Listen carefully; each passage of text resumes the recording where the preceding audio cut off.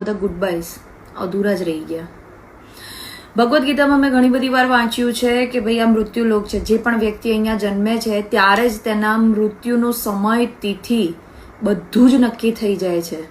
પણ એક જ મિનિટમાં માનવરૂપી શરીરોનું, ઢગલો શરીરોનું કોળિયું થઈ જવું, ખરેખર એ દ્રશ્યના વિચાર માત્રથી જ કંપી ઉઠાય છે.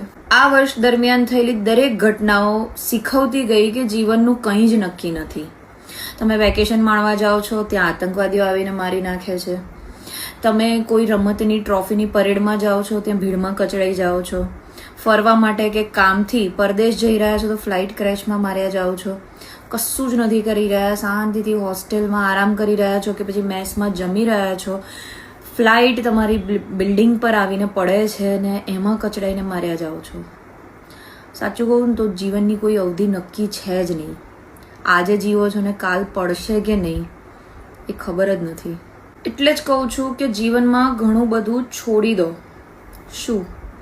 કોઈના પ્રત્યે દ્વેષભાવ હોય તો છોડી દો, મા બાપથી રિસાઈ ગયા હોય તો છોડી દો, ભાઈ ભાઈ સાથે પ્રોપર્ટીના ઝઘડા છોડી દો, મિત્રો સાથેના અબોલા છોડી દો, જીવનમાં ના હોય એવા દુઃખ ઊભા કરવાનું છોડી દો, ઘર ઘરમાં રમતો રમીને ઝઘડા ઊભા કરવાનું છોડી દો.